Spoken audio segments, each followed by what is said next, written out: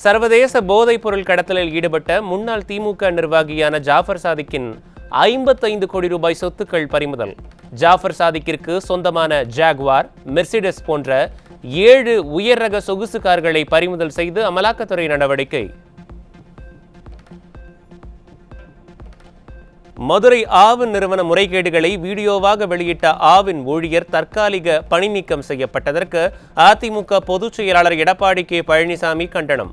முறைகேட்டை அம்பலப்படுத்திய ஆவின் ஊழியரையே பணி நீக்கம் செய்திருப்பது கடும் அராஜகத்தின் உச்சம் என விமர்சனம்.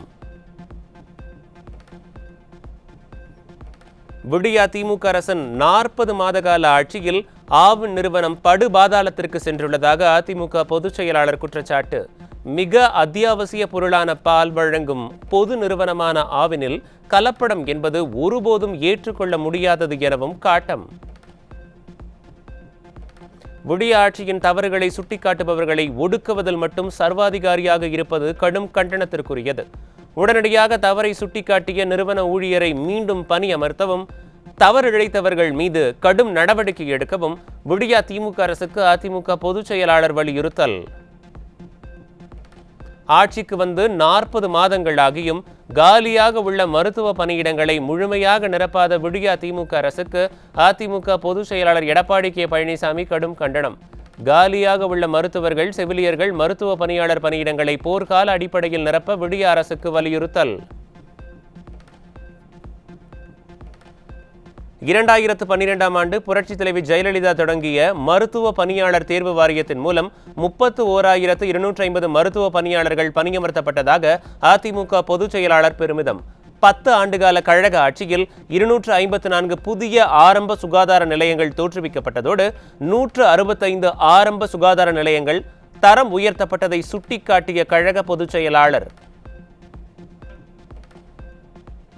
2020ஆம் ஆண்டு 30,000 மக்கள் தொகைக்கு குறைவாக உள்ள நகர மற்றும் கிராம பகுதிகளில் 1851 அம்மா மினி கிளினிக்குகள் தொடக்கம்.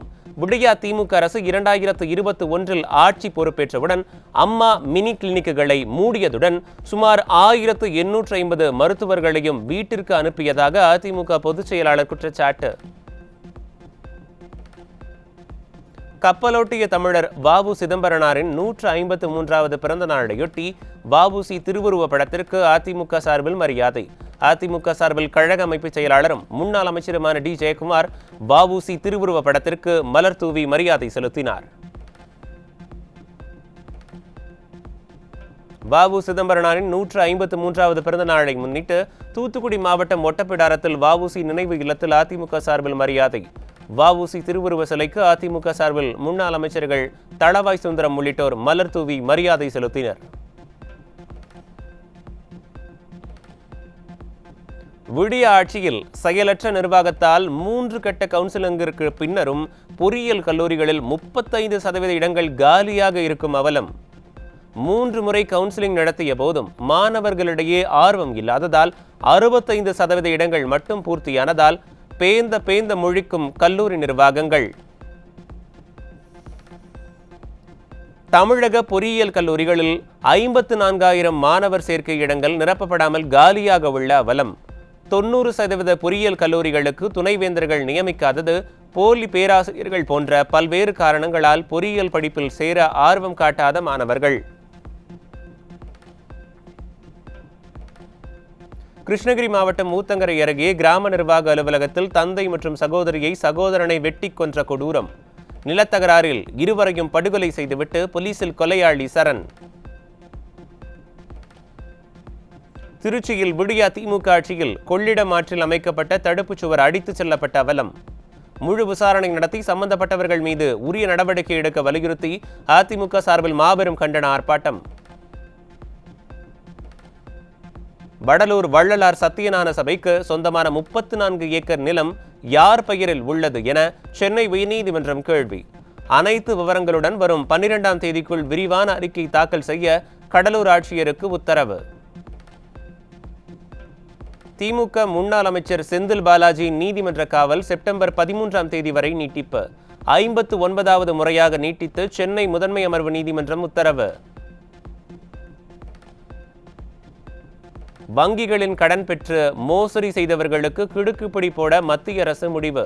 நாடு முழுவதும் வங்கிகளில் கடன் வாங்கிவிட்டு ஏப்பம் விட்ட 3000க்கும் மேற்பட்டோருக்கு வலுக்கும் சிக்கல். திருப்பூரில் போதை மாத்திரைகளை கடத்தி சென்ற கல்லூரி மாணவன் உட்பட 2 இளைஞர்கள் போலீசாரிடம் சிக்கினர். விடிய ஆட்சியில் மாணவர்கள் போதை மாத்திரைகளை விற்கும் குற்றவாளிகளாக மாறிவிட்டதாக மக்கள் குற்றச்சாட்டு. திருவாரூர் மாவட்டம் திருத்துறைப்பூண்டி அருகே வீட்டில் ஊறல் போட்டு வைத்திருந்த 200 லிட்டர் கள்ளச்சாராயம் சிக்கியது. கள்ளச்சாராயத்தை தடுக்க பலமுறை எதிர்க்கட்சித் தலைவர் எடப்பாடி கே பழனிசாமி வலியுறுத்திய போதும் விடிய அரசு தொடர்ந்து மெத்தனம்.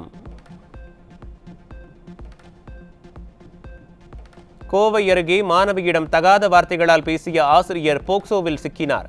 விடிய ஆட்சியில் மாணவிகளை பள்ளிக்கு அனுப்பவே அச்சப்படும் பெற்றோர்கள். கோவையில் பாலியல் வன்கொடுமைக்கு உள்ளான பெண்ணின் தாயிடம் புகாரை பெறாமல் அலைக்கழித்த காவல்துறையினர். பாலியல் புகாரையே ஏற்றுக்கொள்ளாத விடிய ஆட்சியில் எப்படி பெண்களுக்கு பாதுகாப்பு இருக்கும் என மக்கள் கேள்வி. சென்னை அயனாவரத்தில் வீட்டில் தனிமையில் இருந்த 10ஆம் வகுப்பு மாணவிக்கு பாலியல் தொல்லை தந்த நபர் போக்சோவில் கைது. விடிய ஆட்சியில் வீட்டில் தனியாக இருக்க முடியாத அளவுக்கு சட்ட ஒழுங்கு சீரழிந்து விட்டதாக பொதுமக்கள் விமர்சனம். விருதுநகர் மாவட்டம் நரிக்குடி அருகே ஒப்பந்த பணிக்கான தொகையை விடுவிக்க லஞ்சம் பெற்ற வட்டார வளர்ச்சி அலுவலர் சிக்கினார். விடிய ஆட்சியில் அரசு அலுவலகத்தில் லஞ்சம் தலைவிரித்தாடுவதால் மக்கள் வேதனை. சென்னை தாம்பரம் ரயில் நிலையம் அருகே மது அருந்திக் கொண்டிருந்த கூலி தொழிலாளிகளை தாக்கி 4000 ரூபாய் பறித்து சென்ற தாம்பரம் காவல் நிலைய தலைமை காவலர் உட்பட 2 கைது. விடிய ஆட்சியில் காவலர்களே கொள்ளைக்காரர்களாக மாறிவிட்ட அவலம். நிதி பற்றாக்குறையால் மழைநீர் வடிகால் வாய் திட்டங்கள் பாதிப்பு என விடிய திமுக அரசு சப்பக்கட்டு. மழைநீர் வடிகால் பணிக்கு பல கோடி ரூபாய் ஒதுக்கப்பட்ட நிதி எங்கே என மக்கள் கேள்வி. விடிய ஆட்சியில் காற்றாலை மறுசீரமைப்பு கொள்கையால் காற்று வாங்கும் காற்றாலை மின் திட்டங்கள் 1 மெகாவாட்டிற்கு 30 லட்சம் ரூபாய் மேம்பாட்டு கட்டணமாக செலுத்த வேண்டும் என்பன போன்ற விடிய அரசின் நிபந்தனைகளால் காற்றாலை மின் உற்பத்தி நிறுவன உரிமையாளர்கள் அதிருப்தி.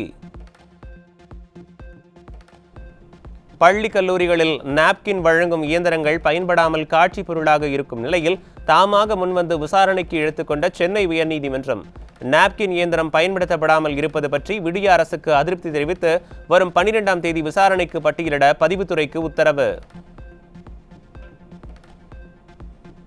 காவிரி வெண்ணாறு நீர்ப்பாசன விரிவாக்க திட்டத்துக்காக ஆசிய வளர்ச்சி வங்கியில் 1825 கோடி ரூபாய் நிதி கடன் பெற மத்திய ஜல்சக்தி வாரியத்தின் ஒப்புதலை பெறாமல் 3 ஆண்டுகளாக விடிய அரசு அலட்சியம். கருணாநிதி பேனா சிலைக்கு 30 நாளிலும் நாணய வெளியீட்டுக்கு 3 நாளிலும் அனுமதி பெற்ற பொம்மை முதல்வர் டெல்டா விவசாயிகளின் வயிற்றில் மட்டும் காய்ச்சிய ஈட்டியால் குத்துவது ஏன் என மக்கள் கேள்வி. பிரான்ஸ் பாராலிம்பிக் போட்டியில் பதக்கங்களை வென்று குவிக்கும் இந்திய வீரர்கள். பதக்கப்பட்டியலில் 5 தங்கம் உள்ளிட்ட 24 பதக்கங்களுடன் 13வது இடத்துக்கு முன்னேறி இந்திய அணி சாதனை. ஹரியானா சட்டசபை தேர்தல். காங்கிரஸ் சார்பில் போட்டியிட மல்யுத்த வீரர் வினேஷ் போகத், பஜ்ரங் புனியா ஆகியோருக்கு வாய்ப்பு உள்ளதாக தகவல்.